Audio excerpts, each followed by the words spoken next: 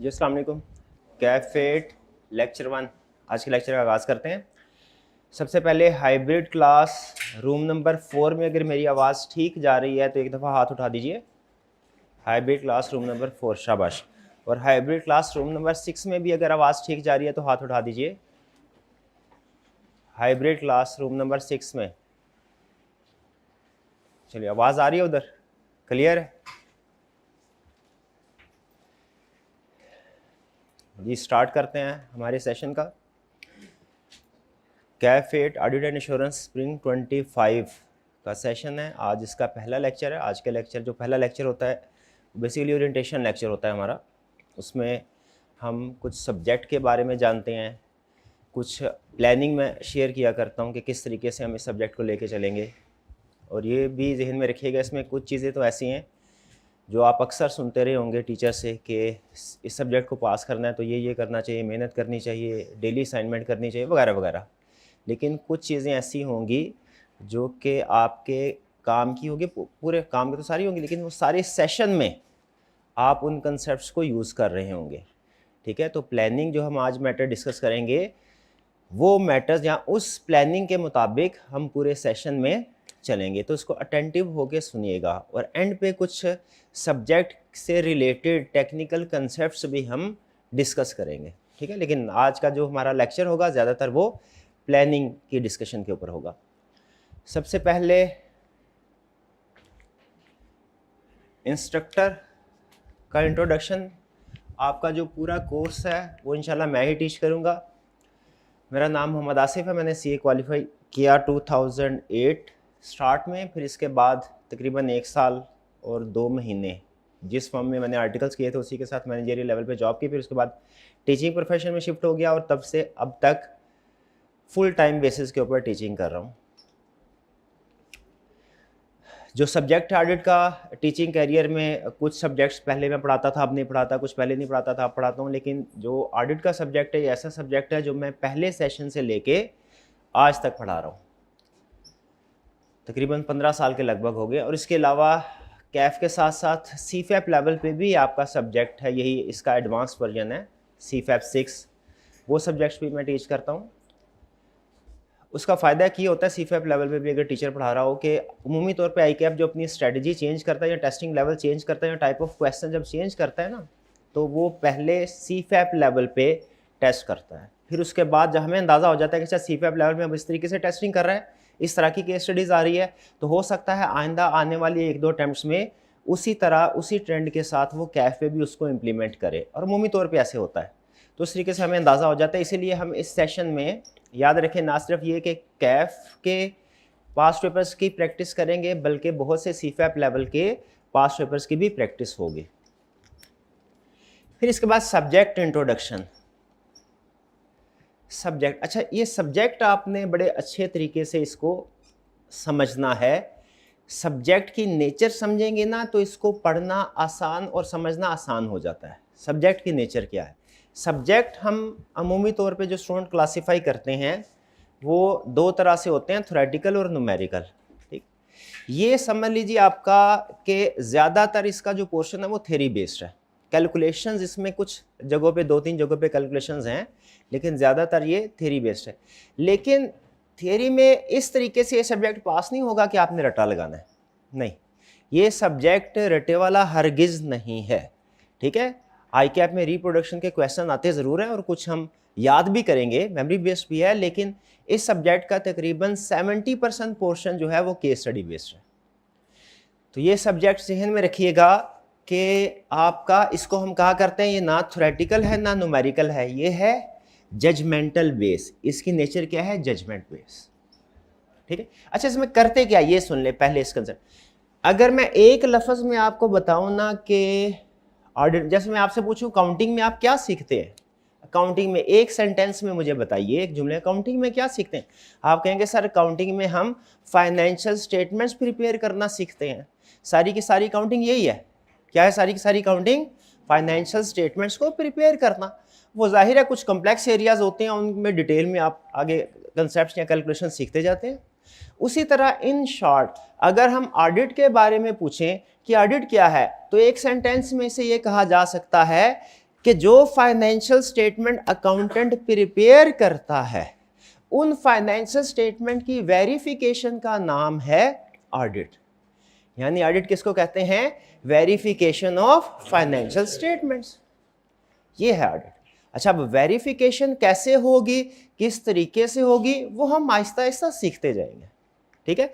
लेकिन in short इस subject में कैफ 8 में आपने क्या सीखना है? Verification of financial statements. अब जाहिर है फाइनेंशियल स्टेटमेंट्स के डिफरेंट एरियाज होते हैं, सेल्स हैं, परचेजेज हैं, एक्सपेंसेस हैं, एसेट्स हैं, लायबिलिटीज हैं। तो हर एक की वेरिफिकेशन में कुछ ना कुछ तो फर्क होगा। किसी की वेरिफिकेशन किसी तरीके से होगी, किसी चीज़ की वेरिफिकेशन किसी तरीके से। जैसे काउंटिंग में इन्वेंट्री की आप काउंटिंग करते हैं, उसके लिए अलग स्टैंडर्ड है, ये ट्रू है। फिक्स एसेट्स की करते हैं, उसके लिए अलग स्टैंडर्ड है। रेवेन्यूज के लिए अलग है, वगैरह वगैरह। तो उसी तरह हमारे भी ऑडिट में हम डिफरेंट एरियाज की जब वेरिफिकेशन कर रहे होंगे तो उसके डिफरेंट प्रोसीजर्स होंगे, ठीक है। वो हम डिटेल में स्टडी करें। जो चीज़ मैं आपको सबसे अहम प्रोबेबली इस सब्जेक्ट को समझने के हवाले से बताना चाह रहा हूं वो ये है कि इस सब्जेक्ट की नेचर क्या है? जजमेंटल। जजमेंटल का मतलब क्या है? कहता है ये काउंटिंग की तरह नहीं है।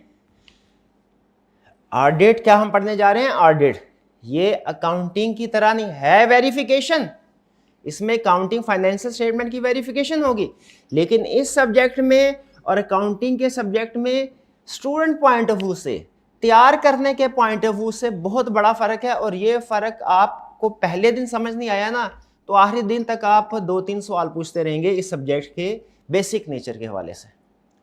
तो अभी समझ लीजिए मैं क्या समझाने लगा हूं आपको कि जो ऑडिट का सब्जेक्ट है इसको पढ़ना, इसको समझना है हमने, तो ये अकाउंटिंग की तरह नहीं पढ़ना समझना।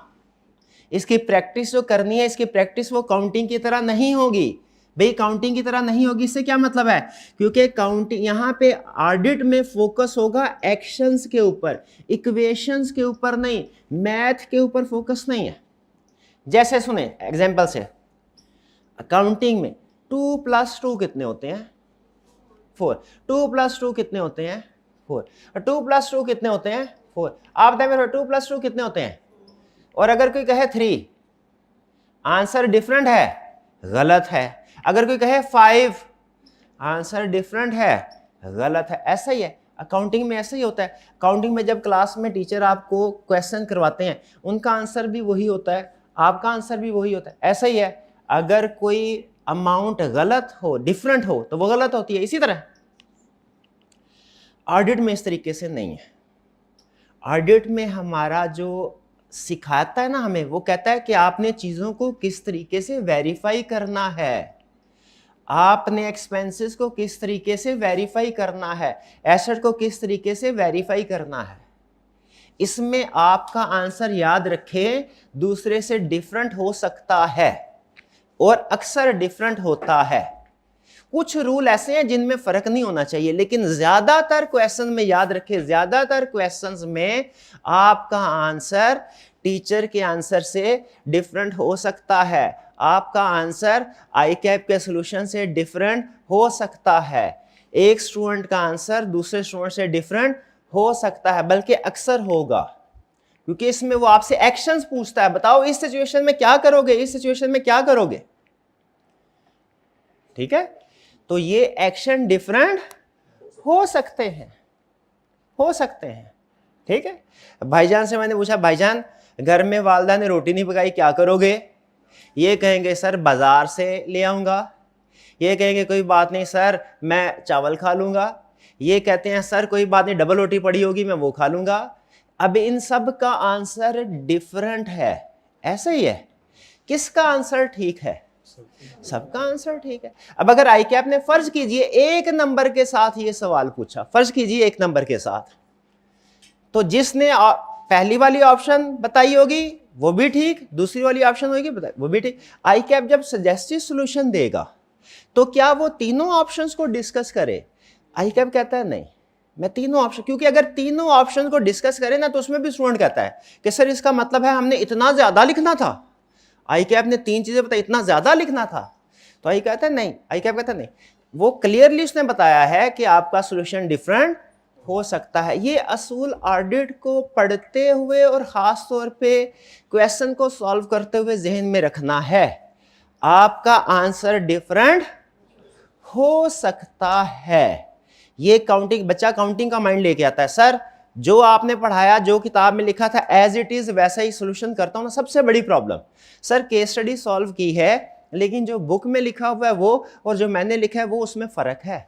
वो फर्क तो होगा, ठीक है, वोकैबुलरी का फर्क होता है, सेंटेंस स्ट्रक्चर का फर्क हो जाता है, बाजू का जजमेंट का फर्क होता है। तो सबसे अहम चीज जो आज के लेक्चर में आपने समझ के घर जाना है वो क्या है कि ऑडिट अकाउंटिंग की तरह का सब्जेक्ट नहीं है, ठीक है। इसमें वो अक्सर आपसे एक्शंस पूछेगा, प्रोसीजर पूछेगा जो कि डिफरेंट हो सकते हैं। एक ही मसले को टैकल करना है, हर एक का अपना अपना तरीकाकार होता है। एग्जाम में वो आपके सामने मसला रखेगा, हो सकता है ये भाई कोई और सॉल्यूशन प्रेजेंट कर दें, ये बहन जी कोई और सॉल्यूशन प्रेजेंट कर दें, वो दोनों ठीक हो सकते हैं लेकिन दोनों गलत भी हो सकते हैं। डिफरेंट होने का मतलब मैं कह रहा हूं लाजमी नहीं कि गलत हो और ये भी लाजमी नहीं कि ठीक हो, ठीक है। सिर्फ बताना ये चाह रहा हूं कि यहां पे 2 + 2 = 4 नहीं सीखेंगे हम, ठीक है। यहां पे मसला और इस मसले को हल कैसे करना है ये सीखेंगे और मसले को हल करने के डिफरेंट वेज हो सकते हैं। अब ये आप जैसे जैसे सब्जेक्ट को सीखते जाएंगे आपको पता चलता जाएगा कि क्या चीज़, किस चीज़ का हमने ध्यान रखना है और किस चीज़ का हमने, जो प्रॉब्लम है वो हमेशा हमने गलत करना है। वो आपको बाउंड्रीज सिखा दी जाएंगी कि भाई इस बाउंड्रीज के अंदर रहते हुए आपका आंसर डिफरेंट जितना मर्जी हो जाए कोई प्रॉब्लम नहीं है, इस बाउंड्री से बाहर गए तो फिर आपका आंसर गलत होगा, ठीक है जी। तो ये सारी डिस्कशन में सबसे अहम चीज हमने क्या सीखी कि जो हमारा पेपर है ऑडिट का ये जजमेंटल बेस्ड है। इसका मतलब क्या है, ये काउंटिंग की तरह नहीं है कि 2 + 2 हमेशा 4 ही आएगा, इसी तरह का नहीं। वो हमें क्या करेगा, हमें प्रॉब्लम्स देगा, डिफरेंट सिचुएशंस देगा, प्रॉब्लम्स देगा जिसे हम केस स्टडी कहते हैं, और आपसे कहेगा मुझे इसका हल बताओ, एक्शन बताओ, प्रोसीजर बताओ क्या करना है, और वो डिफरेंट हो सकते हैं। आपका सॉल्यूशन डिफरेंट हो सकता है, ये ध्यान में रखिएगा। आगे चलते हैं। प्री रेक्विजिट्स क्या है, क्या इस सब्जेक्ट को पढ़ने से पहले कुछ और सब्जेक्ट पढ़ना जरूरी है? अकाउंटिंग के बेसिक कंसेप्ट होना लाजमी है। जैसे मैंने बताया ना, ऑडिट है वेरिफिकेशन ऑफ फाइनेंशियल स्टेटमेंट।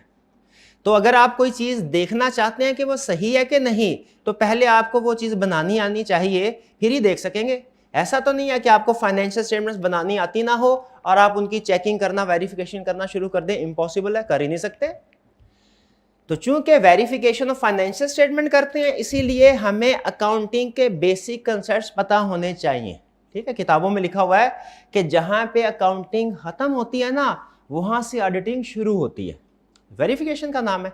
तो इसीलिए अकाउंटिंग में फाइनेंशियल स्टेटमेंट कैसे प्रिपेयर होती हैं ये आपको पता होना चाहिए। इनकम स्टेटमेंट क्या है, इसमें कौन कौन सी लाइन आइटम्स आती हैं, बैलेंस शीट क्या है, इसमें कौन कौन से एरियाज आते हैं, कैश फ्लो स्टेटमेंट क्या है, वगैरह वगैरह, नोट्स द अकाउंट्स क्या होते हैं, ये कंसेप्ट्स आपको पता होने चाहिए जो कि आप पीआरसी लेवल की जो अकाउंटिंग है उसमें पढ़ चुके होते हैं, ठीक है, उसमें पढ़ चुके होते हैं। हाँ, 2-3 टॉपिक्स ऐसे हैं हमारे सिलेबस में, कोई अगर फर्ज कीजिए 20-25 के करीब चैप्टर्स हैं ना, तो उसमें 2-3 चैप्टर्स ऐसे हैं जिनमें अकाउंटिंग के कुछ एडवांस कंसेप्ट टेस्ट होते हैं, वो FR1 या FR2, ठीक है। तो वो अगर आपने पढ़े हो तो अच्छी बात है, नहीं पढ़े हो तो प्रॉब्लम कोई नहीं, हम क्लास में उनको डिस्कस करेंगे। तो पीआरसी की अकाउंटिंग तो डेफिनेटली सबने पास की होगी। FR2 पढ़ना आपके लिए लाजमी नहीं है। FR1 क्या, 5 है, FR1 कौन सा है? हाँ, FR1 ये कैफ1। FR1 या तो आप साथ साथ पढ़ रहे हो या ऑडिट के साथ साथ, या आपने ऑलरेडी इसको पढ़ा हो, ठीक है। FR1 का सब्जेक्ट या तो ऑलरेडी पढ़ चुके हो या साथ पढ़ रहे हो। FR2 और कंपनी लॉ ये पढ़ा होना लाजमी नहीं है। आप अब मैं आपसे पूछना चाहता हूँ, क्लास में कितने ऐसे स्टूडेंट हैं जिन्होंने FAR1 पास किया हुआ, सॉरी FAR1 की अटेम्प्ट दी हुई है या पास किया हुआ है? शाबाश, तकरीबन सारे। और कितने ऐसे हैं जो कि FAR1 ऑडिट के साथ पढ़ रहे हैं? साथ पढ़ रहे हैं, साथ पढ़ रहे तो 2-3, बट ठीक, ये भी ठीक है, ये भी चल सकता है, ये भी चल सकता है, ठीक है। और अगर आपने ऑलरेडी FAR1 की अटेम्प्ट दे दी हुई है और FAR2 अब ऑडिट के साथ पढ़ रहे हैं, ये तो आइडियल कॉम्बिनेशन है, ये तो आइडियल है, ठीक है। लेकिन अगर FAR1 भी पढ़ रहे होते साथ तो थोड़ी सी प्रॉब्लम होती, 10% के करीब डिफिकल्टी लेवल हाई हो जाता है। तो इस सब्जेक्ट को पढ़ने के लिए FAR1 पढ़ा हो यह बेहतर है, या साथ साथ पढ़ रहे हैं तो डिफिकल्टी लेवल आपका थोड़ा सा हाई हो जाएगा। कुछ जगहों पे काउंटिंग कंसेप्ट्स डिस्कस होंगे, तो जहां पे काउंटिंग कंसेप्ट्स ऑलरेडी अगर आपका नॉलेज होगा, बेस स्ट्रांग होगी, आप आसानी से उसको समझ जाएंगे। नहीं तो क्लास में डिस्कस जरूर होंगे। याद रखिए, हमारे इस ऑडिट के सिलेबस के अंदर कुछ टॉपिक्स ऐसे हैं जो कंपनी लॉ के हैं, कुछ टॉपिक ऐसे हैं जो काउंटिंग के हैं। वो जिन स्टूडेंट्स ने ये सब्जेक्ट पढ़े हों या साथ साथ पढ़ रहे हो ना, उनके लिए तो बहुत आसानी हो जाती है। लेकिन जिन्होंने नहीं भी पढ़ा हुआ, तो वो मेरी जिम्मेदारी है, मेरी रिस्पॉन्सिबिलिटी है, वो कंसेप्ट मैंने आपको क्लास में बताने हैं। लेकिन एक चीज़ और जहन में रखिएगा, वो मैं आपको समझाऊंगा ऑडिट के पॉइंट ऑफ व्यू से। यानी अगर फर्ज कीजिए अकाउंटिंग का कोई कंसेप्ट है, तो वो मैं आपको पूरा स्टैंडर्ड नहीं सिखाऊंगा, सिर्फ उसका उतना हिस्सा जो मेरे ऑडिट में इस्तेमाल होना है, बाकी आप उसको काउंटिंग में सीखेंगे। यानी ये नहीं आप कह सकते कि आपने एक टॉपिक ऑडिट की क्लास में पढ़ लिया तो FAR2 में अब उसको पढ़ने की ज़रूरत नहीं है, ये नहीं कह सकते, क्योंकि मैंने उसे सिर्फ अपने ऑडिट के स्कोप के मुताबिक ही समझाना है। नेक्स्ट इसके बाद है जी, यानी मैंने आपको प्री रिक्विजिट में क्या बताया, FAR1 या ऑडिट पढ़ने के लिए या तो FAR1 आपने पहले पढ़ा हो या साथ पढ़ रहे हो। कुछ स्टूडेंट पूछते हैं सर FAR2 हमने नहीं पढ़ा हुआ, क्या हम ऑडिट पढ़ सकते हैं? बिल्कुल पढ़ सकते हैं। कंपनी लॉ नहीं पढ़ा हुआ, ऑडिट पढ़ सकते हैं? बिल्कुल पढ़ सकते हैं। लेकिन जिन स्टूडेंट्स ने अगर ये पढ़ा हुआ है, उनको एक एज मिल जाएगा, एक्स्ट्रा एडवांटेज मिल जाएगा। फिर डिफिकल्टी लेवल क्या है? डिफिकल्टी लेवल इसका है मॉडरेट, डिफिकल्ट नहीं है ये, ठीक है, लेंथी है। इसमें बड़ी प्रॉब्लम, सबसे बड़ी प्रॉब्लम, अगर आप इसका पासिंग परसेंटेज देखेंगे ना, 33% के लगभग, हमने पिछले 10-12 अटेम्प्ट्स की एवरेज कैलकुलेट की, इसकी पासिंग परसेंट 33%। 33% का मतलब यह है क्लास में अगर 100 स्टूडेंट बैठे हैं, इसमें से 33 पास होंगे, 67 ऑन एवरेज फेल होंगे, ठीक है। हमारी क्लास में भी ऐसे स्टूडेंट बैठे हैं जो फेल होंगे, इस वक्त बैठे हुए हैं, नहीं क्या सारे पास होंगे? नहीं, कुछ में इंशाल्लाह अल्लाह करे। लेकिन कुछ जाहिर है जो मेहनत करते रहेंगे रेगुलर, देखिए मेहनत करने वाला और मेहनत ना करने वाला वो एक बराबर नहीं होते। तो जो मेहनत करेगा वो इंशाल्लाह पास होगा, और जो मेहनत नहीं करेगा वो, बहरहाल। तो इसमें लेकिन ये है आई कैप की ओवरऑल परसेंटेज, हमारी क्लास की परसेंटेज में भी इससे ज़्यादा हो और में भी इससे कम हो। अगर मैं आपसे ये कहूं कि हमारी क्लास की परसेंटेज 50% है, आई कैप की 33% है पास पेपर की, हमारी क्लास की 50% है, मानेंगे बात? अगर आप मेरी बात मान लेंगे तो आप ऑडिटर नहीं हैं। असूल याद रखिए, हम ऑडिटर जिंदगी में किसी की बात को भी बगैर एविडेंस नहीं मानते, किसी की बात, चाहे वो हमारा कोई क्लोज रिलेटिव क्यों ना हो, बगैर एविडेंस के आइंदा आपने किसी भी, मेरी भी किसी बात को एविडेंस के बगैर नहीं मानना, ठीक है। अच्छा आगे चलते हैं। तो ये 33 लगभग। अच्छा अगर आप न्यूमेरिकल सब्जेक्ट की परसेंटेज के साथ कंपेयर करें ना, जैसे FAR1 है या FAR2 है, तो उनकी परसेंटेज 40% के लगभग है, इससे ज़्यादा है।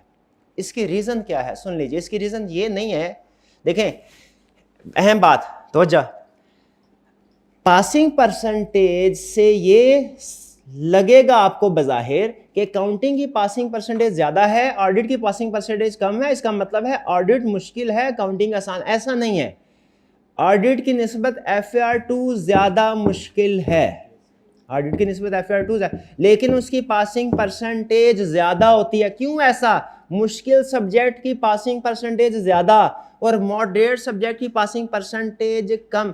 क्यों? क्योंकि चार्टर्ड अकाउंटेंट है ना, चार्टर्ड अकाउंटेंट लगता है अकाउंटिंग ही सबसे अहम सब्जेक्ट है, चार्टर्ड ऑडिटर तो नहीं है ना। अगर चार्टर्ड ऑडिटर होते तो आपको एक साइकी माइंडसेट बन जाता है ना, तो क्या ऑडिट अहम नहीं, अकाउंटेंट तो अकाउंट। और वैसे भी सीए के स्टूडेंट्स को नॉर्मली कैलकुलेशन ज़्यादा पसंद होती हैं, तो उसके ऊपर आप मेहनत ज़्यादा करते हैं और वो टीचर आपसे मेहनत भी ज़्यादा करवाते हैं अकाउंटिंग के। तो हम चूँकि मेहनत कम, ये सब कम स्टूडेंट कम करते हैं, मैं ज़्यादा करवाऊँगा, आप पता नहीं करते हैं कि नहीं। तो इस वजह से याद रखिए ये जो डिफरेंस है पासिंग परसेंटेज का, इसमें सब्जेक्ट का कसूर नहीं है, कसूर स्टूडेंट की प्रैक्टिस का है कि वो प्रैक्टिस कम करते हैं। लिखने में ना जान जाती है, मौत पड़ती है हमें। मुझे याद है मैंने जब CM एंट्री होती है ना, तो टेस्ट होता था, PPT बोलते थे उसको। तो जब टेस्ट दिया उसमें सारे बिल्कुल अच्छा हो गया, एक क्वेश्चन जो मुझे आता भी था मैंने आधा किया, मेरा दिल ही नहीं किया। वो कोई ऐसे लिखना था, ऐसे लिखना, पहला पैरा लिखा, दूसरा पैरा लिखा, तीसरे पैरे पे आके मेरी बस हो गई। टाइम भी था और मुझे आता भी था, लेकिन दिल नहीं कर रहा था। ये एक साइकी होती है। तो घर में बैठ के भी अक्सर आपके साथ ऐसा होगा कि न्यूमेरिकल सब्जेक्ट है, क्वेश्चन है, जब वो टैली होता है ना तो ऑटोमेटिकली मोटिवेटेड हो जाता है बंदा कि अगला सवाल भी करना है, ये BRS टैली होगी, आंसर आ गया, बैलेंस शीट टैली होगी, अगला क्वेश्चन भी करते हैं। लेकिन ऑडिट में एक तो थ्योरी लिखने में प्रॉब्लम होती है, अपने आप को कन्विंस करना पड़ता है कि मैंने ये क्वेश्चन केस स्टडी भी सॉल्व करने हैं। और फिर जब आप केस स्टडी सॉल्व करते हैं तो आपका सोल्यूशन बुक के सोल्यूशन से डिफरेंट आ जाता है। फिर आप ये बात भूल जाते हैं कि सर ने कहा था कि डिफरेंट सोल्यूशन भी ठीक हो सकता है। आप कहते हैं मैंने कुछ और, अकाउंटिंग में जो लिखा होता है मैं करता हूं ना, वही किताब में लिखा होता है, बड़ा मजा आता है, बैलेंस शीट टैली हो गई। ऑडिट में मैंने कुछ और लिखा होता है, बुक में कुछ और है, लगता है मुझे सही समझ नहीं आई। ऐसा करते हैं, किताब करते हैं बंद, कल क्लास में सर से पूछ लेंगे कि इसमें क्या कर। ऐसा नहीं करना, प्रैक्टिस आपने करते जाना है। तो ये एक बड़ी वजह होती है ऑडिट में फेलियर की, प्रैक्टिस ना करना, रिटन प्रैक्टिस। रिटन प्रैक्टिस के ऊपर आपको फोकस करना पड़ेगा। जिस स्टूडेंट ने रिटन प्रैक्टिस कर ली, खासतौर पे केस स्टडी की, उसके पास होने के चांसेस डबल से भी ज्यादा होंगे एवरेज स्टूडेंट की निस्बत। ठीक है जी, पासिंग परसेंटेज की हमने बात कर ली। फिर इसके बाद पेपर पैटर्न क्या है। इसमें 100 मार्क्स का पेपर है, कोई MCQs नहीं है। ऑडिट के पेपर में कोई MCQs नहीं होते। दो तरह के क्वेश्चंस आते हैं, रिप्रोडक्शन जिसे हम रटे वाला सवाल कहते हैं, और case study scenario based questions. लगभग परसेंटेज वेरी करती है। इजी पेपर हो तो रिप्रोडक्शन का क्वेश्चन ज़्यादा आता है, डिफिकल्ट पेपर आ जाए तो केस स्टडी ज़्यादा टेस्ट करता है। ऑन एवरेज जो वेटेज है 30% के करीब आपका जो पेपर होगा 100 मार्क्स का, वो थ्योरी बेस्ड होगा और 70% के करीब केस स्टडी बेस्ड होगा। थ्योरी के क्वेश्चन में अमूमी तौर पे 3 to 6 मार्क्स के क्वेश्चन आते हैं, ज़्यादातर 4 नंबर का क्वेश्चन आता है थ्योरी में, जब वो रटा आपसे कुछ ना कुछ पूछ रहा होता है। ठीक है, लेकिन जो रेंज आती है वो 3 to 6 मार्क्स की जाती है। और जो केस स्टडी है इसमें 6 to 10 मार्क्स की केस स्टडी पूछता है। कभी कभार हो सकता है 12 मार्क्स की पूछ रही, कभी कभार हो सकता है 4 मार्क्स ऑन एवरेज। ये आपका पेपर का स्ट्रक्चर है। ठीक है, इसमें कोई 20 मार्क्स के क्वेश्चन नहीं या 15 मार्क्स के क्वेश्चन नहीं आते। आई कैप अमूमी तौर पे आपको पता है, आपने पेपर पहले भी अटेम्प्ट किए होंगे, न्यूमेरिकल के अलावा वो 4 से लेके 10 नंबर के दरमियान में आई कैप टेस्ट करता है, क्योंकि उसकी कोशिश होती है ज़्यादा से ज़्यादा चैप्टर्स को टेस्ट करें। ये है हमारा सब्जेक्ट इंट्रोडक्शन। इसके अंदर सबसे जो अहम बात है, सबसे अहम बात, वो आपने नेचर ऑफ द सब्जेक्ट को याद रखना है। जजमेंटल है, 2 + 2 = 4 नहीं, इधर बैलेंस शीट टैली नहीं होगी। एज इट इज़ आपका सोल्यूशन कभी मैच नहीं करेगा, बल्कि जिसकी केस स्टडी का as it is solution match करता है ना, हमें पता चल जाता है इसने रटा लगाया हुआ है, मैच कर ही नहीं सकता। ठीक है, कंसेप्ट मैच होने चाहिए, कंसेप्ट मैच होने चाहिए, अल्फाज मैच नहीं होंगे। कंसेप्ट मैच होने चाहिए, अल्फाज मैच नहीं होंगे, करने भी नहीं। ठीक है, और फिर इसके बाद पासिंग परसेंटेज में ये ध्यान में रखना है, मैंने आपको बताया कि रिटन प्रैक्टिस करें। प्रैक्टिस जिस चीज़ की करते हैं ना, जिस चीज़ की करते हैं, ठीक है, तो वो जैसे वो हमारे उलमा किराम भी कहते हैं कि नौजवान जो है ना जिस चीज़ में लग जाएं उस चीज़ को निखार देते हैं। तो अगर आप अकाउंटिंग में लग जाएंगे अकाउंटिंग को निखार देंगे, ऑडिट में लग जाएंगे ऑडिट को निखार। तो आपने ऑडिट को भी टाइम, अकाउंटिंग को भी टाइम देना है। मैं ये नहीं कह रहा अकाउंटिंग का टाइम ऑडिट को देना, नहीं, अकाउंटिंग का टाइम अकाउंटिंग को, ऑडिट का ऑडिट को। चलिए जी, ये क्लियर हो गया। अच्छा, अब आगे चलते हैं। अच्छा, ये थोड़ी सी डिस्कशन सिर्फ ये कि यूट्यूब पे भी लेक्चर्स पड़े होते हैं, तो क्या फ़र्क है। जैसे ये अब ये ऑनलाइन वाले स्टूडेंट्स के लिए, ये फिजिकल स्टूडेंट्स के लिए नहीं है, ठीक है। ये डिस्कशन में सिर्फ इस डिस्कशन का पर्पज़ सिर्फ ये है कि ऑनलाइन वाले जिन स्टूडेंट्स ने इनरोलमेंट करवाई है उनको कॉन्फिडेंस देना, उनको बताना कि उन्होंने जो इन्वेस्टमेंट की है ये क्यों, कहीं ऐसा तो नहीं कि वो इन्वेस्टमेंट करने वाले ऑनलाइन एडमिशन लेने वाले बेवकूफ़ हैं। क्योंकि अगर लेक्चर्स यूट्यूब पे भी अवेलेबल हैं, वहाँ पे फ्री अवेलेबल हैं, तो फिर कॉलेज से लेक्चर बाय करने की क्या ज़रूरत है। ठीक है, ये इन स्टूडेंट, और मैं सिर्फ उन स्टूडेंट्स के लिए जो ऑलरेडी इनरोलमेंट करवा चुके हैं, ठीक है, उनको कॉन्फिडेंस देने के लिए, ठीक, कि क्या ऑफिशियल लेक्चर जो है इनमें और जो यूट्यूब पे लेक्चर्स पड़े होते हैं इनमें क्या फ़र्क है। देखिए, पहला रिस्क, अच्छा एक होता है लफ्ज़ मैं बोला करूँगा रिस्क, एक है कि मैं बोला करूँगा कि ये चीज़ गलत है, एक मैं कहूँगा कि रिस्क है। ठीक है, जैसे मैं कहूँ भाई ये शरारती हैं, फर्ज करें एक जुमला ये, और दूसरा मुझे लग रहा है कि ये शरारती हैं, रिस्क है कि ये शरारती हैं। दोनों में फ़र्क है कि नहीं। जब मैंने बोला शरारती हैं इसका मतलब है मैं कन्विंस्ड हूं कि ये शरारती हैं, ठीक है, डाउट नहीं है इसमें कोई। लेकिन जब मैं बोलता हूं ना रिस्क है कि ये शरारती हैं, इसका मतलब क्या हुआ कि मुझे शक है, कन्फर्म नहीं है, शक है। तो जब चीजें कन्फर्म होंगी ना, जब हम ऑडिट कर रहे होंगे ना, ऑडिट के दौरान में जब हमें कन्फर्म होगा कि फाइनेंशियल स्टेटमेंट्स में कोई गलती है, तो हम बोलेंगे there is misstatement in financial statement. क्या बोलेंगे? There is misstatement in financial statement. लेकिन जब हमें कंफर्म नहीं होगा, शक होगा, कंफर्म नहीं होगा, हम क्या बोलेंगे? There is risk of misstatement in financial statement. क्या बोलेंगे? There is risk of misstatement in financial statement. हाँ, तो YouTube वाले लेक्चर्स में देयर इज ए रिस्क, क्या कि वो आउटडेटेड हो सकते हैं, कंफर्म नहीं है।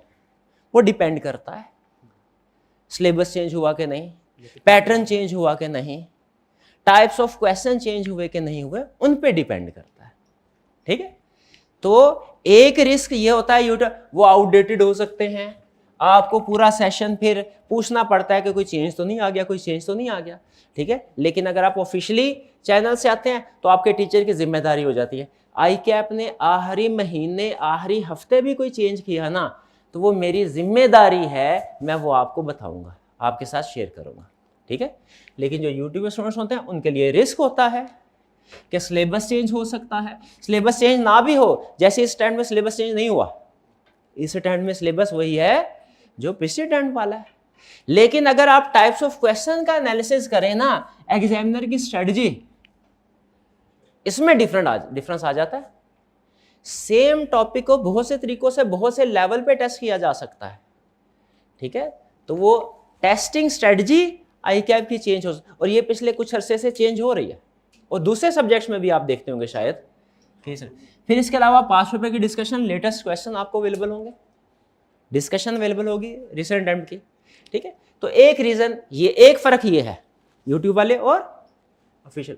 फिर इसके बाद कोई एडिशनल स्टडी मटेरियल यूट्यूब वाले को नहीं मिलता। एडिशनल स्टडी मटेरियल क्या है? ये कुछ प्रीमियम रिसोर्स होंगे, ये मैं अभी आपके साथ शेयर नहीं करूंगा क्या है, ये आपको दिखाऊंगा, अभी ज़बानी कलामी बताऊंगा, आपको समझ नहीं आएगी ये क्या चीज़ है, उसकी अहमियत क्या है। जब तक आप उस चीज़ को देखने लेंगे, प्रैक्टिस नहीं कर लेंगे, तब तक आपको उसकी समझ। लेकिन ये है सिर्फ नाम बता रहा हूँ, माइंड मैप होंगे, गोल्डन स्टेटमेंट्स होंगी, टेस्ट योर अंडरस्टैंडिंग है, ब्रेनस्केप है, 24/7 ये इंस्ट्रक्टर है, गेमिफिकेशन है, वगैरह वगैरह। ठीक है, ये सारे रिसोर्सेज आप लोगों के साथ शेयर किए जाएंगे, उनके साथ हो सकता है बल्कि नहीं किए जाएंगे, ज़ाहिर है यूट्यूब। फिर इसके बाद टीचर के साथ इंटरेक्शन नहीं कर सकते, कोई प्रॉब्लम आ जाए। वैसे हम टीचर की कोशिश ये होती है कि लेक्चर के दौरान में आपके क्वेश्चंस हम बिल्ड कर लें, ठीक है, क्योंकि एक्सपीरियंस है, जो एक्सपीरियंस टीचर होता है ना उसको एक्सपीरियंस से अंदाज़ा हो जाता है कि कौन सी एग्जाम्पल जो है वो बच्चे समझते हैं और कौन सी एग्जाम्पल जो है उसमें प्रॉब्लम आती है। मैं जब अपने टीचिंग करियर के स्टार्ट में था तो सम टाइम कुछ एग्जाम्पल ऐसे बच्चों को समझ नहीं आती थी, फिर आहिस्ता आहिस्ता मुझे अंदाज़ा हो गया ये एग्जाम्पल दें तो इस जगह पे ये एग्जाम्पल देनी है, इस जगह पे वगैरह वगैरह। वो ऊँच नीच होती है ना, बड़ी टीचिंग के बड़े चोर स्विच होते हैं जो कि एक्सपीरियंस से पता चलते हैं आपको। तो फिर पता चल, तो हमने ऑलरेडी क्वेश्चंस के आंसर लेक्चर में बिल्ड किए होते हैं, लेकिन फिर भी हो सकता है, नेचुरल है कि आपके जहन में कोई ना कोई क्वेश्चन ऐसा आ जाए जो कि आपको कोई पॉइंट समझ नहीं आया, तो आप जाहिर है अगर आप अटैच्ड हैं टीचर के साथ तो आप वो क्वेश्चन पूछ सकते हैं, वरना यूट्यूब से ये ऑप्शन अवेलेबल नहीं होते। और फिर सबसे अहम चीज़ जो मेरे ख्याल में सबसे, वो क्या है, टेस्टिंग और फीडबैक नहीं मिलता आपको। याद रखें, टीचिंग वन वे कम्युनिकेशन नहीं होती, ये टीचिंग है। टीचिंग में और लेक्चर लेने में और मूवी देखने में फ़र्क है। सबसे बड़ा फ़र्क तो यह है कि मूवी इंटरेस्टिंग होती है, लेक्चर इंटरेस्टिंग होते ही नहीं, बोरिंग होता है, सबसे बड़ा। दूसरी अहम चीज़ ये है कि मूवी होती है वन वे कम्युनिकेशन, आपने उसमें कोई इंटरेक्ट नहीं करना होता, लेकिन लेक्चर जो है ये टू वे कम्युनिकेशन है।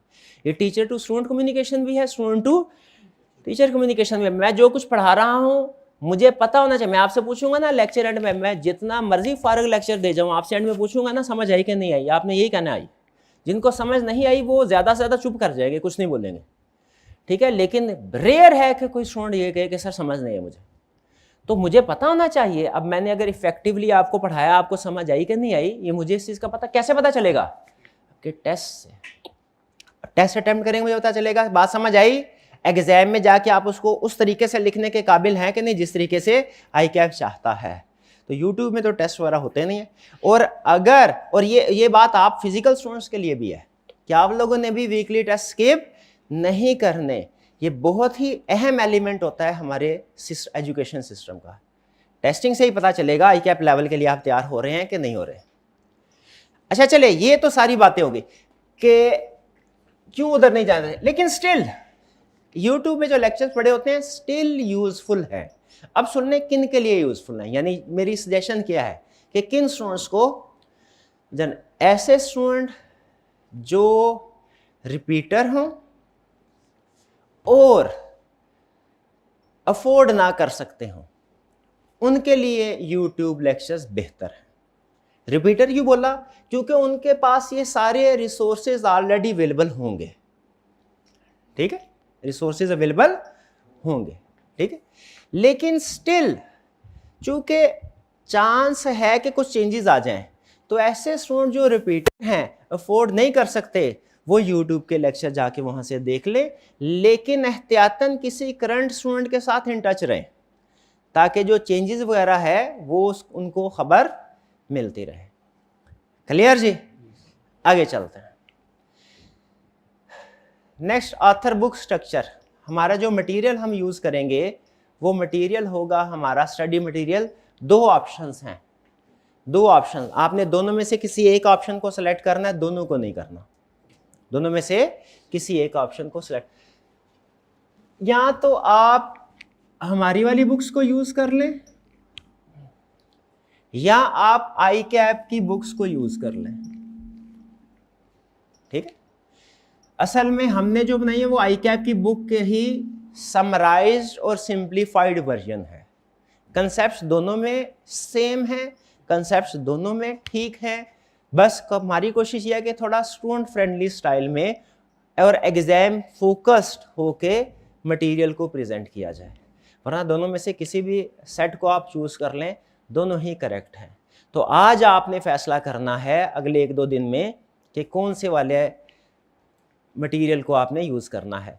दोनों बुक के 2-2 सेट हैं, ICAP की बुक का भी और हमारी बुक का भी। जो पहली बुक है उसमें नोट्स होते हैं, कंसेप्ट्स होते हैं, और जो दूसरी बुक है उसमें प्रैक्टिस क्वेश्चंस होते हैं, पास्ट पेपर के और कुछ दूसरे। ICAP का भी इसी तरह, हमारा भी इसी तरह। हमारी बुक में हम कहते हैं उसको वॉल्यूम 1 और वॉल्यूम 2, और ICAP के सेट में हम कहते हैं स्टडी टेक्स्ट और क्वेश्चन बैंक।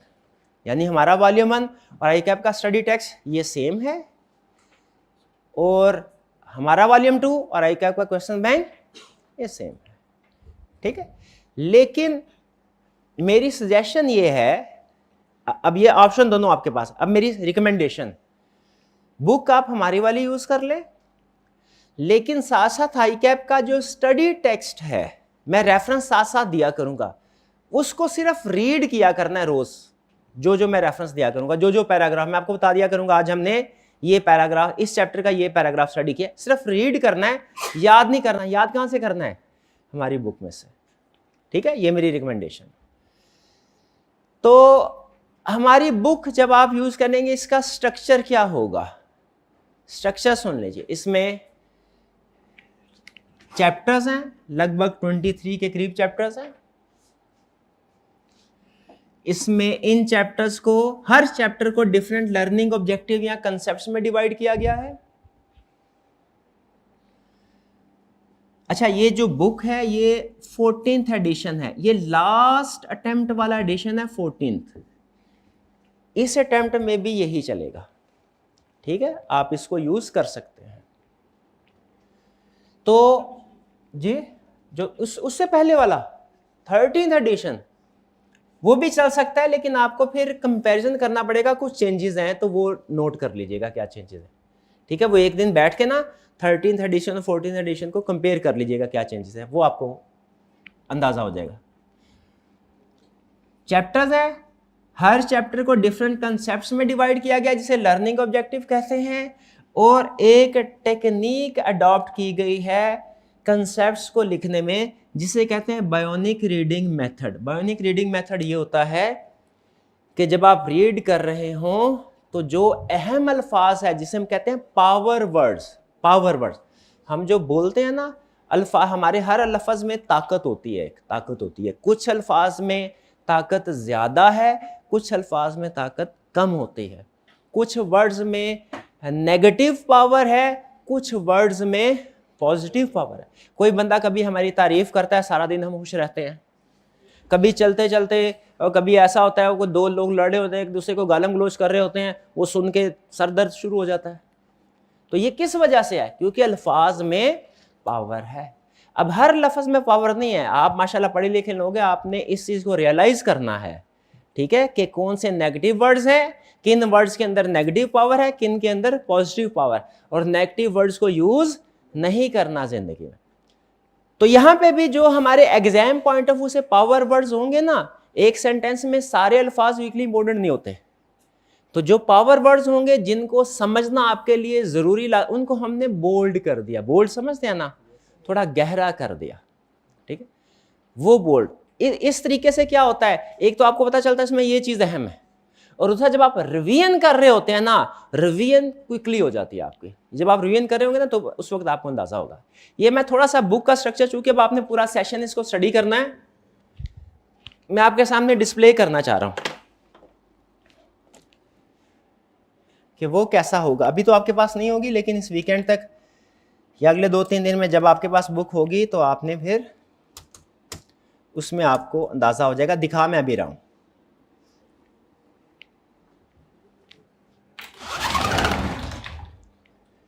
जी अभी डिस्प्ले हो जाता है, पॉज कीजिएगा। जी ये चैप्टर आपके सामने है, देखें। सबसे पहले चैप्टर 1, ये चैप्टर का स्टार्ट है। हर चैप्टर के स्टार्ट में नंबर लिखा होगा, टाइटल लिखा होगा। फिर इसके बाद देखिए ये लर्निंग ऑब्जेक्टिव है। अच्छा, अगर तो किसी स्टूडेंट ने इससे पहले मुझसे कोई सब्जेक्ट पढ़ा है और उसकी बुक को यूज़ किया है, उन्हें स्ट्रक्चर का अंदाज़ा होगा। लेकिन जो नए स्टूडेंट हैं उनके लिए मैं ये बताना चाह रहा हूँ, चैप्टर के अंदर कितने कंसेप्ट हैं हमने उनको कुछ हिस्सों में डिवाइड कर दिया। इस चैप्टर के अंदर 3 कंसेप्ट है। किसी चैप्टर में हो सकता है 5 कंसेप्ट हो, किसी चैप्टर में हो सकता है 8 कंसेप्ट हो। चैप्टर टू चैप्टर वेरी करेगा। अहम चीज़, हर कंसेप्ट के साथ हमने लिख दिया है कि अगर आप आई कैप की बुक में जाके ये कंसेप्ट पढ़ना चाहते हैं तो आपको कहाँ पे मिलेगा। ये आई कैप की बुक का रेफरेंस है, ठीक है। जैसे ये क्या लिखा हुआ है, पैराग्राफ नंबर 1.2, 1.4, 5.1 चैप्टर 1। यानी अगर आपने इसी कंसेप्ट को आई कैप की बुक से जाके पढ़ के देखना है कि पता नहीं सर ने सही पढ़ाया कि नहीं पढ़ाया, कोई सर ने कोई चीज़ छोड़ तो नहीं दी, ठीक है। ऐसा ही है ना भाई, एविडेंस ज़रूरी है ना। मैं कह दूंगा मैंने आई कैप की बुक सारी पढ़ा दी, काफ़ी तो नहीं है।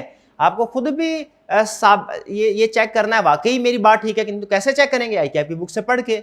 तो यहाँ पे क्या कर रहा है, ये कंसेप्ट अगर आप हमारी बुक से पढ़ना चाहते हैं तो ये नीचे लिखा होगा, ये नीचे, ये लर्निंग ऑब्जेक्टिव मान देखे, ये कंसेप्ट। और अगर आप ICAP की बुक से जाके पढ़ना चाहते हैं तो क्या करना पड़ेगा आपको?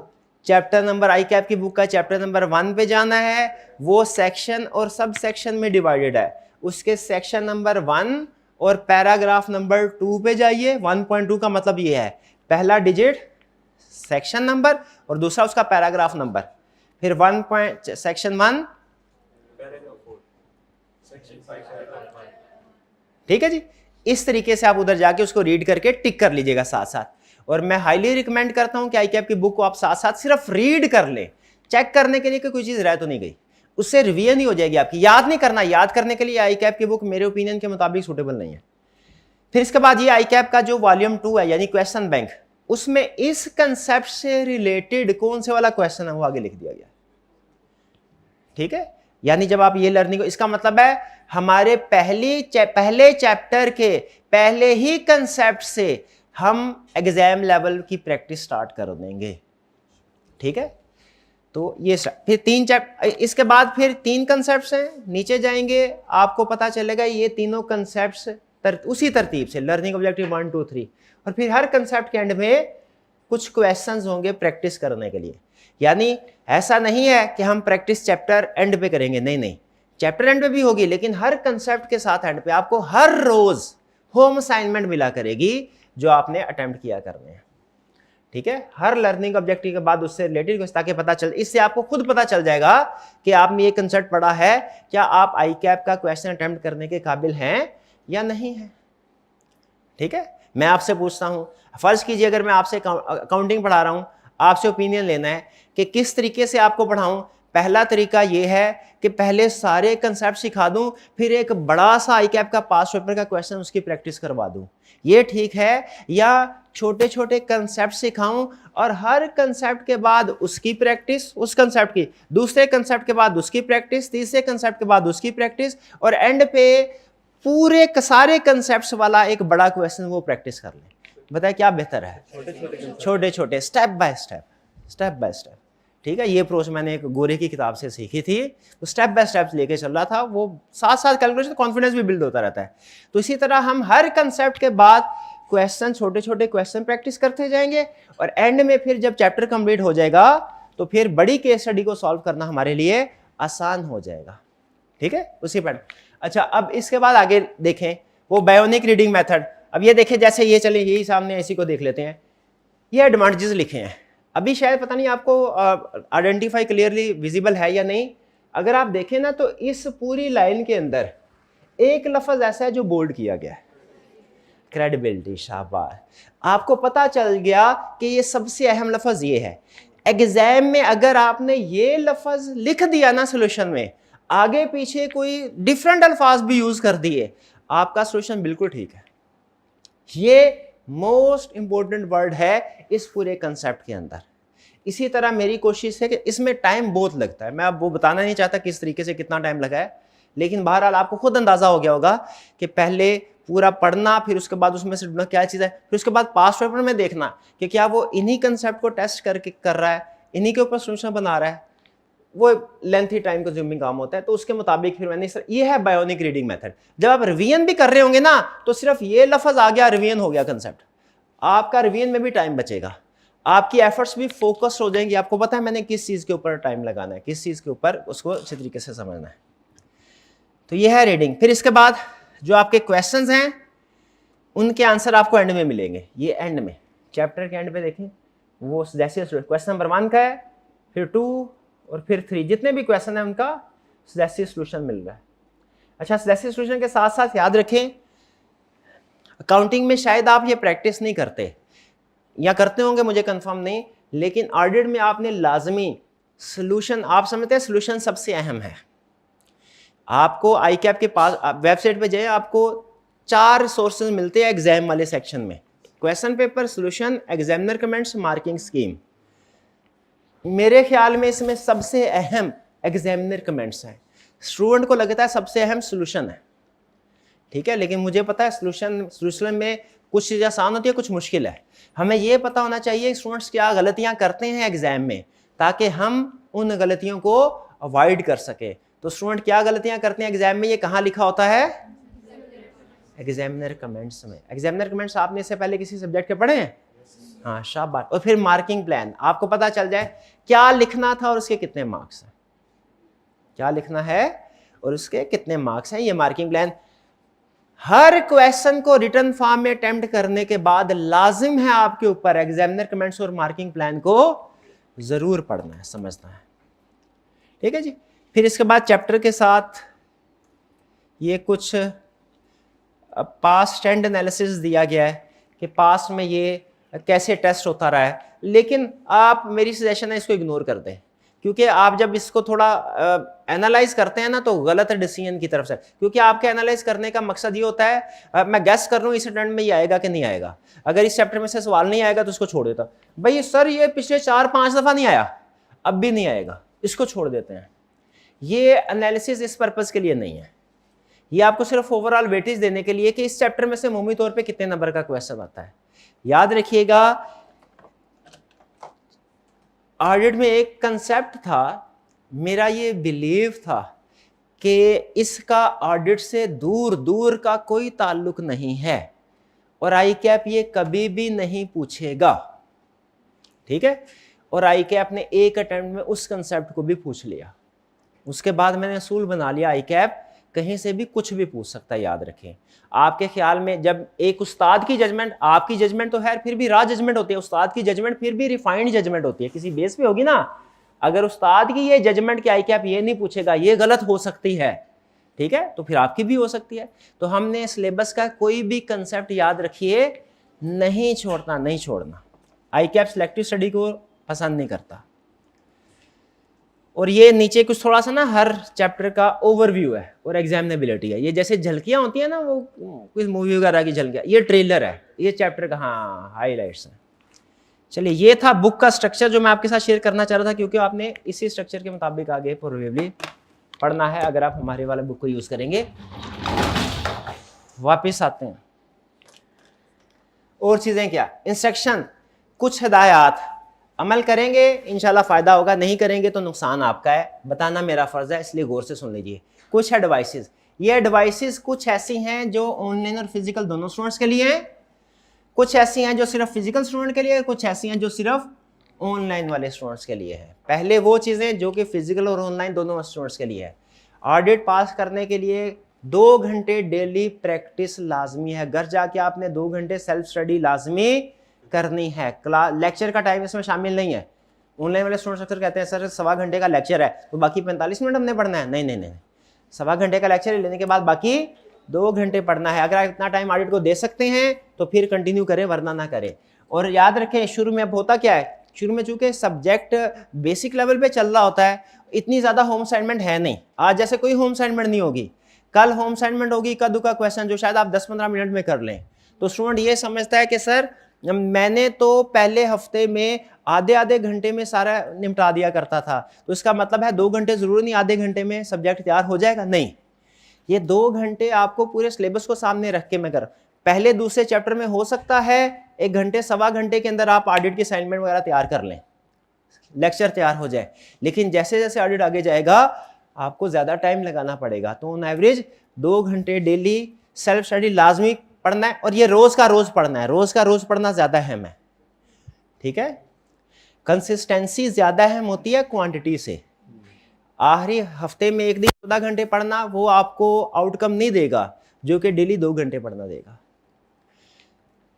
और सबसे अहम दूसरी सबसे पहली सबसे अहम चीज़ आज मैंने आपको क्या बताई थी, ये नेचर। दूसरी सबसे अहम चीज़, मोबाइल फ़ोन पढ़ाई के दौरान नहीं, आपके पास भी नहीं होने चाहिए, बैग में भी नहीं होने चाहिए। मोबाइल फ़ोन के बारे में रिसर्चर कहते हैं मोस्ट डिस्ट्रैक्टिंग डिवाइस है, ये सबसे ज़्यादा आपकी अटेंशन डिस्ट्रैक्ट करती है मोबाइल, और इसमें इतनी नेगेटिव पावर है, आप इसको अपने बैग में भी रख देंगे ना, फिर भी थोड़ी थोड़ी देर बाद अटेंशन जाएगी, चेक करूं कोई अहम मैसेज तो नहीं आया, कोई कॉल तो नहीं आई है, तो ये आपकी सबसे ज्यादा स्टूडेंट के लिए नुकसानदेह है। खास तौर पे स्टडीज के दौरान में आपने मोबाइल को साइड पे रखना है, ऑफ करना है।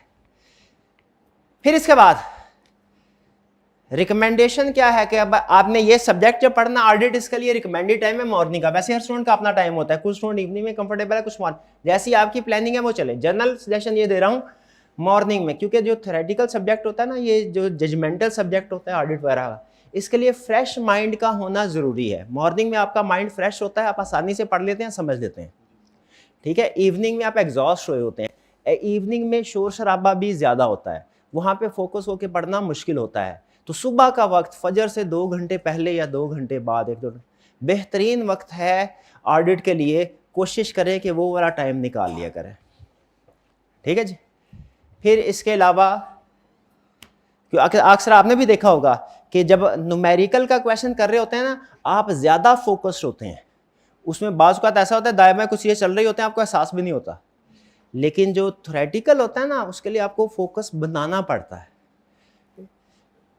वीकली टेस्ट आपने जरूर अटेम्प्ट करने हैं। सिलेक्टिव स्टडी हरगिज नहीं करनी। संडेज को रिवीजन करनी है, एक दिन हफ्ते में रखें जिसमें पिछला पूरा चैप्टर, जितने भी चैप्टर पढ़े हैं वो तैयार कर लें।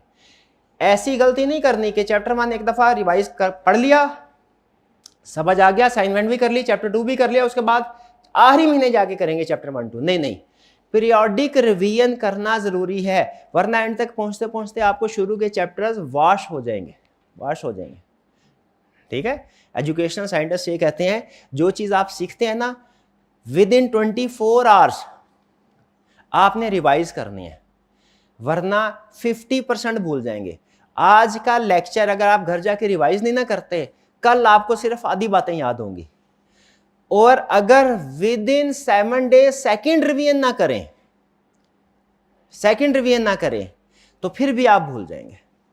इसीलिए जब भी असूल बना ले, कोई भी नई चीज सीखे, 2 रिवीजन आपने लाजमी करनी है। पहली रिवीजन विद इन 24 आवर्स और दूसरी रिवीजन विद इन 7 डेज, फिर आपका वो कंसेप्ट पक्का होगा।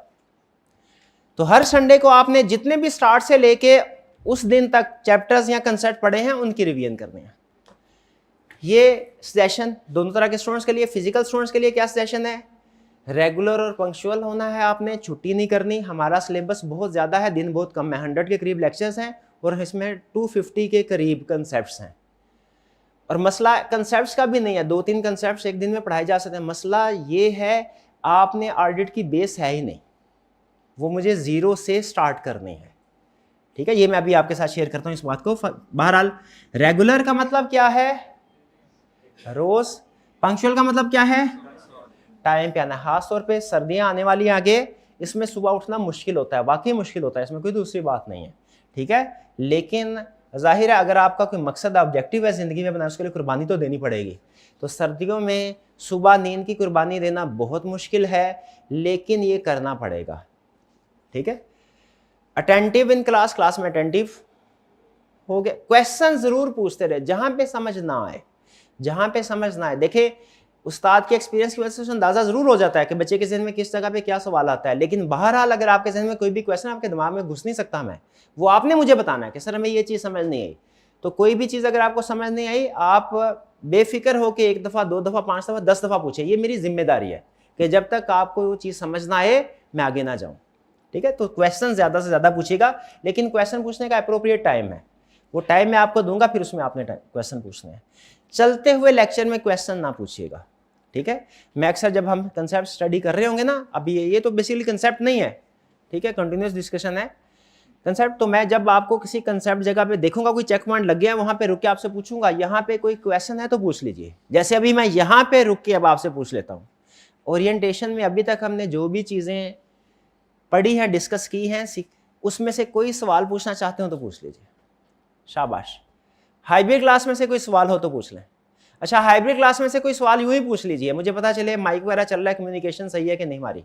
हाइब्रिड क्लास रूम नंबर 6 में से कोई क्वेश्चन पूछिए,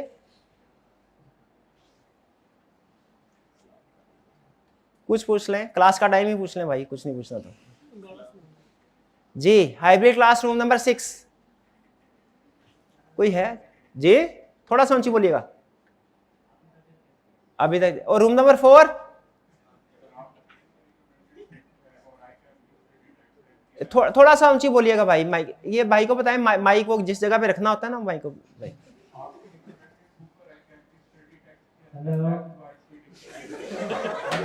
नहीं दोनों ना इकट्ठे पूछे, पहले रूम नंबर 4 में से भाई पूछ ले, रूम नंबर 4 में से। अल्हम्दुलिल्लाह मेरी तबीयत ठीक है। रूम नंबर 6 में से पूछ ले क्वेश्चन कोई।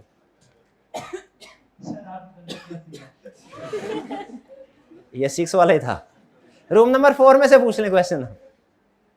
आपकी रिकमेंडेड आईकैप की जो आपकी रिकमेंडेड बुक और आईकैप के स्टडी टेक्स्ट के अंदर कोई लेंथ वाइज डिफरेंस है? हाँ, क्वेश्चन इनका ये है कि क्या आपकी बुक, रिकमेंडेड बुक और आईकैप की स्टडी टेक्स्ट में लेंथ वाइज डिफरेंस है। ये अच्छे अल्फाज के साथ उन्होंने क्वेश्चन पूछा है। एक फर्क है कंसेप्ट वाइज, कंसेप्ट वाइज इंशाल्लाह फर्क नहीं होगा, यानी जितने कंसेप्ट आईकैप की बुक में है वो सारे कंसेप्ट आपको हमारी वाली रिकमेंडेड बुक में मिलेंगे, ठीक है। लेंथ वाइज डिफरेंस है, बिल्कुल डिफरेंस है। 2 डिफरेंसेस है, 3 डिफरेंसेस है, 3। पहला सीक्वेंस वाइज डिफरेंट है। आईकैप की बुक में कंसेप्ट्स का सीक्वेंस डिफरेंट है, हमारी वाली बुक में कंसेप्ट का सीक्वेंस डिफरेंट है। हमने कोशिश की है थोड़ा सा लॉजिकल सीक्वेंस के साथ स्टेप बाय स्टेप लेके चलें, ठीक है। दूसरा डिफरेंस लेंथ का डिफरेंस है।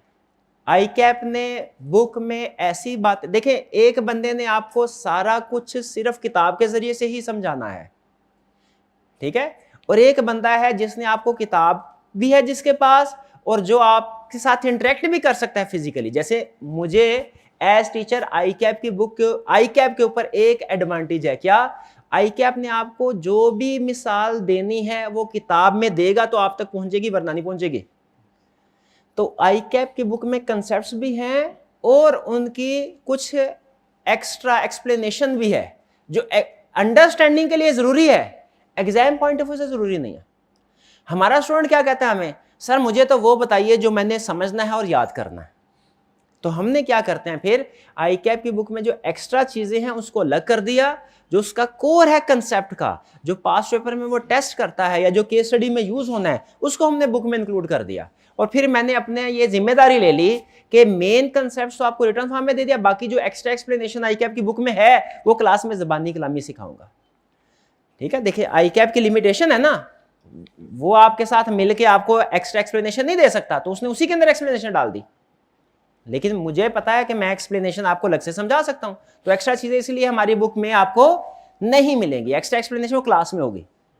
क्लियर? 2 फर्क, पहला सीक्वेंस का फर्क, दूसरा लेंथ का फर्क, तीसरा वोकैबुलरी का फर्क।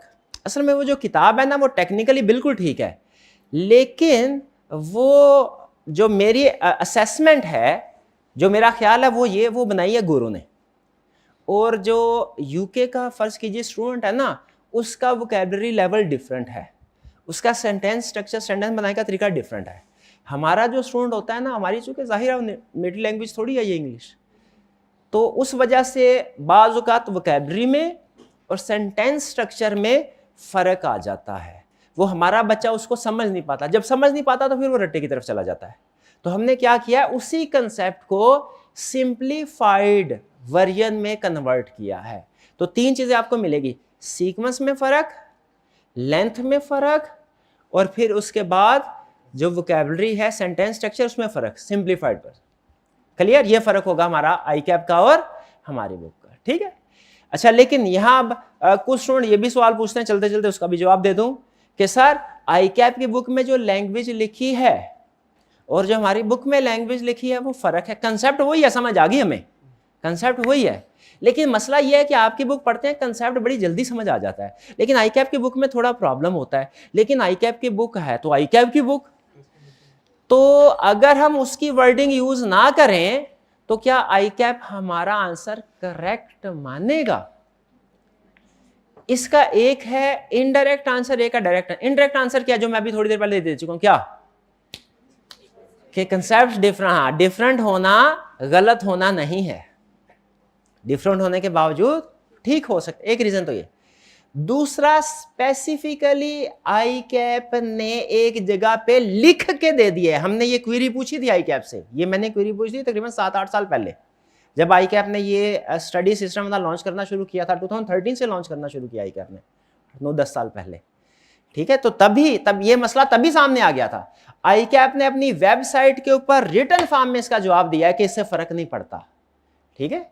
वो मैं आपके साथ कल शेयर करूंगा, ठीक है, वो मैं कल शेयर करूंगा, अभी सर्च करना पड़ेगा उधर, मेरे पास है वो, कल शेयर करूंगा आई कैप की वेबसाइट से कि इस सवाल का जवाब क्या है। आप मुझे याद कराइएगा कल कि अगर आई कैप की वर्डिंग, आई कैप की बुक की वर्डिंग एग्जाम में यूज ना करें तो क्या हमारा आंसर ठीक होगा या नहीं, ठीक है। चलिए बहरहाल वापिस आते हैं, ठीक है। क्वेश्चन, हाँ, हॉस्टल, जो स्टूडेंट हॉस्टल में है वो कोशिश करें कि अच्छा हॉस्टल और अच्छे जो बैच जो मेट्स हैं उनको सेलेक्ट करें। हॉस्टल में अगर गड़बड़ हो, प्रॉब्लम हो, या जो आपके रूममेट्स होते हैं उनमें प्रॉब्लम हो तो आपकी स्टडीज़ भी इफेक्ट होती है। कुछ स्टूडेंट आगे डिस्कशन करते हैं ना, उससे अंदाजा होता है। ऑनलाइन वाले स्टूडेंट्स के लिए क्या है, मोबाइल पे लेक्चर नहीं लेना भैया। मोबाइल बोल रहा है, मोबाइल क्या है, मोस्ट डिस्ट्रैक्टिंग डिवाइस दुनिया में। हमारी अटेंशन को डाइवर्ट करने के लिए, हमें अपने मकसद से हटाने के लिए जो सबसे ज्यादा डेंजरस डिवाइस है वो क्या है, मोबाइल। स्टूडेंट के पास मोबाइल बिल्कुल भी नहीं होना चाहिए, बिल्कुल भी नहीं होना चाहिए, मेरा जाती ख्याल है। और फिर ऑनलाइन वाले स्टूडेंट्स ने लैपटॉप पे या कंप्यूटर पे लेक्चर लीजिए, रिकमेंडेड यही है, बाकी करनी आपने अपनी मर्जी कर ले, मुझे कोई मसला नहीं है। एक लेक्चर आपने डेली लेना है रेगुलर स्पीड के। लेक्चर ऑनलाइन स्टूडेंट्स में सबसे ज्यादा प्रॉब्लम बड़ी होती है पेंडिंग लेक्चर की, तो आपने हर रोज लेक्चर साथ साथ निपटाते जाना है, वरना ऐसा ना हो लेक्चर जब इकट्ठे हो जाए तो कवर करने के लिए स्पीड बढ़ा देते हैं। याद रखें, स्पीड ऑफ द लेक्चर और अंडरस्टैंडेबिलिटी ऑफ लेक्चर, इन दोनों में इनवर्स रिलेशनशिप है, स्पीड ऑफ द लेक्चर और अंडरस्टैंडेबिलिटी में। क्योंकि हम कोई मूवी तो नहीं देख रहे, हम टेक्निकल कंसेप्ट, टेक्निकल सब्जेक्ट सीख रहे हैं। सब्जेक्ट सीखने के लिए सिर्फ इंफॉर्मेशन का सुनना काफी नहीं है। मूवी वगैरह देख रहे हो ना, सिर्फ सुनना और देखना काफी होता है, अमूमी तौर पे मूवीज को समझने की जरूरत नहीं होती। लेकिन लेक्चर जो है ना, टेक्निकल चीज आप सीख रहे हो, समझने की भी जरूरत है, साथ साथ प्रैक्टिस भी करनी है, लिखना भी है, नोट भी करना है। तो इसीलिए जितनी ज्यादा स्पीड, हमारे माइंड को टाइम चाहिए इंफॉर्मेशन को प्रोसेस करने के लिए, कैप्चर करने के लिए, रिटेन करने के लिए। जब आप उसे वो टाइम नहीं देंगे तो वो इंफॉर्मेशन सही तरीके से पिक नहीं कर पाएंगे। इसीलिए लेक्चर्स जो है वो आपको रेगुलर स्पीड के ऊपर ही लेना चाहिए, ठीक जी। नेक्स्ट, एक दिन में कितने लेक्चर लेने हैं, एक दिन में एक लेक्चर, बिल्कुल। अगर आपने स्टार्ट से ज्वाइन किया है, अगर रिजल्ट के बाद किसी स्टूडेंट ने ज्वाइन किया है, अच्छा एक चीज ध्यान में रखिएगा, फ्रेश स्टूडेंट जिसने पहली दफा ऑडिट पढ़ना है ना, पहली दफा, जिसने इससे पहले ऑडिट का एक लेक्चर भी नहीं लिया हुआ, वो हमेशा स्टार्ट से ही स्टार्ट करे, रिजल्ट के बाद से स्टार्ट ना करे। रिजल्ट के बाद जो पहली दफा ऑडिट पढ़ रहा है वो बहुत रिस्क पे है, रिस्क पे है। वो सिर्फ उस सूरत में पढ़ ले जब उसका एक ही सब्जेक्ट हो, वरना अमूमी तौर पे मेरी सजेशन ये है कि आप फर्स्ट टाइम अगर ऑडिट पढ़ रहे हैं तो आपने स्टार्ट ऑफ द सेशन से ज्वाइन करना है। Mid of the session first time audit मुश्किल ऑडिट, ठीक है, टाइम लेता है। और अगर फर्ज कीजिए कि आप रिपीटर हैं, आपने रिजल्ट के बाद ज्वाइन किया है, तो फिर आपको एक हफ्ते में, क्योंकि कंपनसेट करना है ना, एक हफ्ते में 9 लेक्चर लेने हैं, यानी ऑन एवरेज 1.5 लेक्चर एक दिन में एवरेज बनती है। लेकिन ये मैथमेटिकल एवरेज है, प्रैक्टिकली ऐसा नहीं होता कि आधा लेक्चर लेके तो आपने उधर ही क्या कल करेंगे, नहीं, कभी किसी दिन एक, किसी दिन 2 लेक्चर लेना पड़ेंगे। और अगर सिर्फ अगर रिजल्ट के बाद महीना रह गया हो तो फिर 2 लेक्चर एक दिन में। लेकिन ये ऑप्शन सिर्फ उन स्टूडेंट्स के लिए है जिन्होंने पहले ऑडिट पढ़ा हो, रिपीटर हो और उनके पास टाइम हो, ठीक है।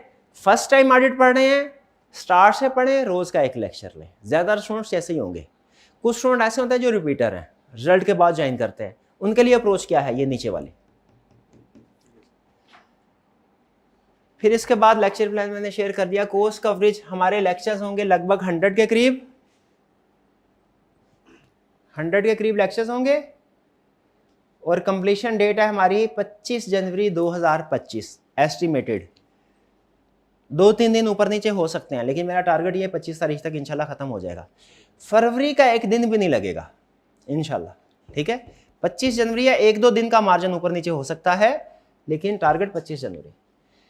और एक और अहम चीज, learning will be A shaped. ये मैं आपको बताना चाहता, learning will be A shaped. ये ए शेप्ड क्या है? ये स्टूडेंट की कैलकुलेशन या जजमेंट ना कुछ और होती है, लेकिन टीचर की कैलकुलेशन कुछ और होती है। जैसे इस कंसेप्ट को खास तौर पे ये ऑडिट में बता रहा हूं आपको। फर्ज कीजिए आप इस जगह पे हैं, पॉइंट ए पे, और आपने जाना है पॉइंट बी पे, लेकिन मसला है रास्ते में ये पहाड़ है। आपके पास यहां से यहां जाने के लिए 4 महीने हैं, यहां से यहां जाने के लिए 4 महीने। यहां तक आप कितने टाइम में पहुंचेंगे? 2 मंथ्स में ज्यादातर स्टूडेंट कह रहे हैं गलत है। हाँ, 2 से ज्यादा नहीं, 3 भी गलत। 2.5 मंथ्स तकरीबन टाइम। क्यों? ऐसा क्यों है? देखिए नेचुरल, आपको पता है किसी भी पहाड़ के ऊपर चढ़ना मुश्किल है, वो नीचे उतरना आसान। ठीक है, वैसे ही होता है ना, कभी का ढलान आती है ना, तो वो आप, हाँ, वो छोटे होते दोस्त के साथ साइकिल पे जाते हैं ना, तो मुझे याद है वो गली आती है और ढलान होती थी वो, तो उसके ऊपर चढ़ने में बड़ा जोर लगता था और नीचे में बड़े आराम से खुद बहुत चलती जाते थे। तो यहाँ पे 2.5 मंथ यहाँ पे पहुंचना मुश्किल क्यों? क्योंकि ये फेज मुश्किल है और ये वाला फेज आसान है। आप कैलकुलेशन कर रहे होते हैं, महीना हो गया है सर, अभी 6ठे चैप्टर पे हैं, नहीं ये टाइम पे नहीं हो पाएगा। ये 2 महीने हो गए हैं, अभी 10 चैप्टर हुए हैं, ये सिलेबस टाइम पे नहीं हो पाएगा। इस तरीके से कैलकुलेशन कर रहे होते हैं। लेकिन उस्ताद को पता है ऑडिट अकाउंटिंग में आसानी ये है, अकाउंटिंग आपका 3 लेवल पे पढ़ाया जाता है। आप जरा एग्जाम्पल गौर से सुनिएगा, ऑडिट में मसला क्या है। ठीक है, कि आप सुनता नहीं हमारी बात, वो अलग बात है, लेकिन मसले हमारे क्या हैं ये सुन लें। अकाउंटिंग आप कैफ लेवल तक 3 जगहों पे पढ़ते हैं, 3 सब्जेक्ट्स हैं पीआरसी में, एक FAR1, एक FAR2, एक 3 हो गए। ऑडिट सिर्फ एक ही सब्जेक्ट है। अकाउंटिंग के टीचर्स को ये एज होता है कि पूरा सिलेबस 3 हिस्सों में डिवाइडेड है, उसी की प्रैक्टिस करवा देते हैं। ऑडिट में अगर देखें ना, तो जो लेवल ऑफ अंडरस्टैंडिंग है वो तकरीबन उतना ही है जितना अकाउंटिंग आपको जिस लेवल पे लेके जाती है ना, IFRS कवर करते हैं आप, ऑडिटिंग के भी स्टैंडर्ड है, ISS international standard on auditing, वही आप पढ़ रहे हैं। ठीक है, लेकिन उसके लिए सिर्फ ICAP ने एक सब्जेक्ट रखा हुआ है। अब मेरा मसला यह है कि मुझे उसी सब्जेक्ट में आपको ABC से शुरू करना है और XYZ तक लेके जाना, स्टार्ट से लेके एंड तक। FAR2 में आपकी बेस ऑलरेडी बनी हुई है, बहुत से टॉपिक्स की अंडरस्टैंडिंग आपको ऑलरेडी है। ऑडिट में ज्यादातर स्टूडेंट्स ने एक लफ्ज भी नहीं पढ़ा होगा इससे, तो मेरा जो बेस बनाना है ना, सबसे मुश्किल काम होता है किसी भी सब्जेक्ट की। तो मुझे ना सिर्फ ये कि इस सब्जेक्ट में बेस बनानी है, बल्कि उसके बाद आपको एक्सपर्ट लेवल तक लेके जाना है। और ये सारा काम मैंने सिर्फ एक ही कोर्स में करना है, कैफ8 में, जिसके लिए मेरे पास 100 लेक्चर्स हैं। इसलिए हमने लेक्चर्स को बड़े तरीके से प्लान किया हुआ है। लेकिन हर लेक्चर में आप नोट कीजिएगा, इंशाल्लाह हमारी कोशिश होगी क्लास में 1 मिनट भी ज़ाया ना करें। आपने भी कोशिश करनी है कि एक छुट्टी भी ना कीजिए। एक छुट्टी भी की ना, तो जब तक वो चैप्टर चल रहा है आपको उसकी कमी महसूस होती रहेगी, कुछ ना कुछ चीजें ऐसी होंगी जो आपको समझ में नहीं आएंगी। ठीक है, तो ये learning will be A shaped, पता चल गया आपको। हमारे जो 50% सिलेबस है वो अभी बता रहा हूं, क्योंकि एंड में आप ये ना समझे कि सर एंड पे आप भागम भाग कर रहे हैं। शुरू के 12 चैप्टर्स जो थे, 11-12 चैप्टर्स, वो आपने 2.5 महीने लगा दिए और एंड में 11-12 1.5 महीने में लगा दिए। ये आपने सही प्लानिंग नहीं की। सही प्लानिंग ये होती कि आपने 2 महीने में 50, ऐसे मैथ नहीं चलता। रियल लाइफ में कुछ और प्रॉब्लम्स भी होते हैं, तो ये चीज ध्यान में रखिएगा। हाँ, एक और भी है रीजन क्या कि बाज़ औक़ात लेक्चर में चलते चलते कुछ कंसेप्ट ऐसे आएंगे जो कि एडवांस चैप्टर से रिलेटेड है, तो मैं एडवांस चैप्टर्स का कंसेप्ट जो है वो भी उधर ही बिल्ड कर दूंगा। यानी बहुत से टॉपिक्स ऐसे होंगे वो हम ये पढ़ रहे होंगे यहाँ पे, लेकिन उनमें यहाँ वाला कंसेप्ट भी डिस्कस हो रहा होगा बेसिक। इससे क्या होगा, फिर एंड पे आपको हेल्प मिल जाएगी। चलिए, ये तो था जी हमारा ओरिएंटेशन। यहां तक कोई क्वेश्चन पूछना चाहते हो तो पूछ ले जी।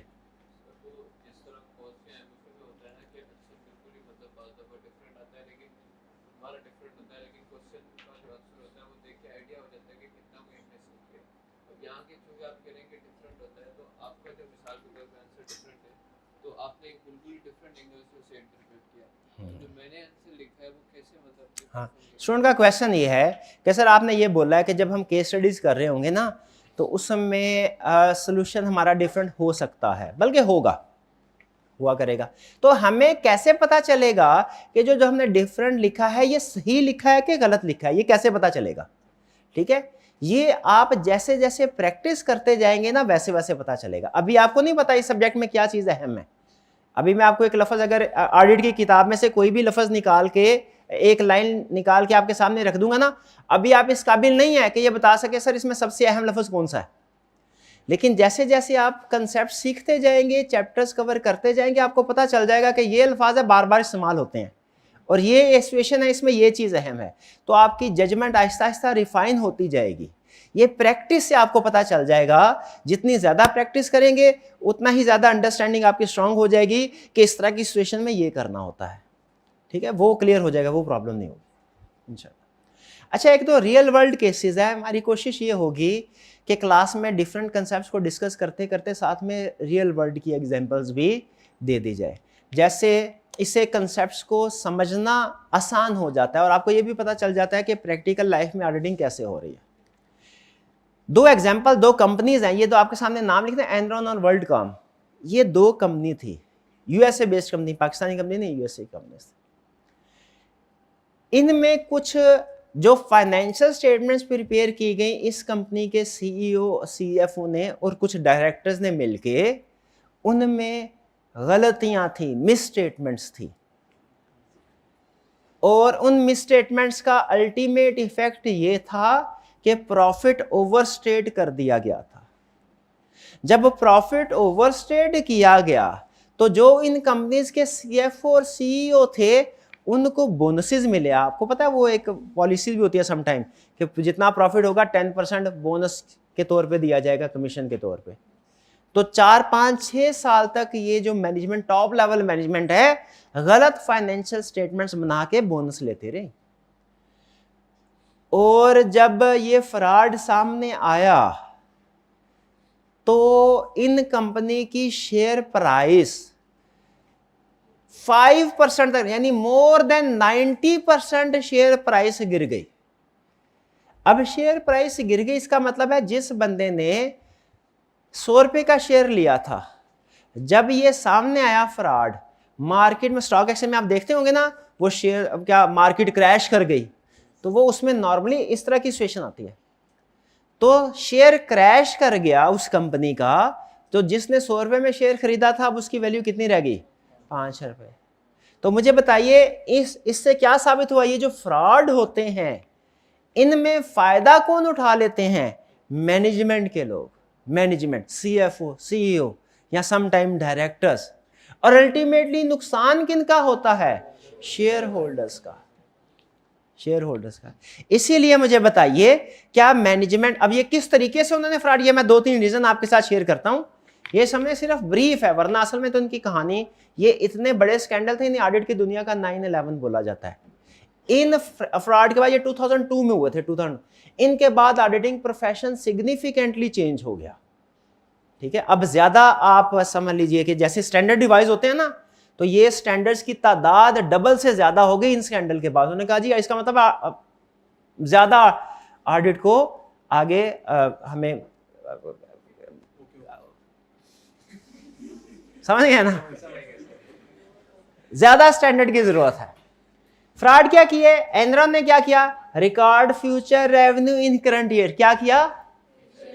फ्यूचर, यानी अगले साल का रेवेन्यू, 2025 का रेवेन्यू था, 2024 की फाइनेंशियल स्टेटमेंट में रिकॉर्ड कर लिया। क्या काउंटिंग इसकी इजाजत देती है? ये मिस स्टेटमेंट थी, मिस स्टेटमेंट। फिर क्या किया? सम एक्सपेंसेस वर नॉट रिकॉर्डेड। कुछ एक्सपेंसेस थे जो रिकॉर्ड ही नहीं किए, करने चाहिए थे। जैसे फर्ज कीजिए, छोटी सी एग्जांपल, दिसंबर के महीने का बिजली का बिल रिकॉर्ड नहीं किया। पूछा क्यों नहीं किया? उन्होंने कहा है नहीं बिल अभी। अकाउंटिंग क्या कहती है? इनकर हो गया तो रिकॉर्ड करो, नहीं एग्जैक्ट अमाउंट ना तो रिलायबल एस्टिमेट बना लो, प्रोविजन रिकॉर्ड कर लो, करो तो सही ना। तो ये मिस स्टेटमेंट थी क्या? बिल्कुल थी। ये आपको छोटी सी, मैंने सिर्फ ये 2-3, क्योंकि अभी पहला लेक्चर है ना, तो इसलिए बेसिक एग्जांपल रख रहा हूं।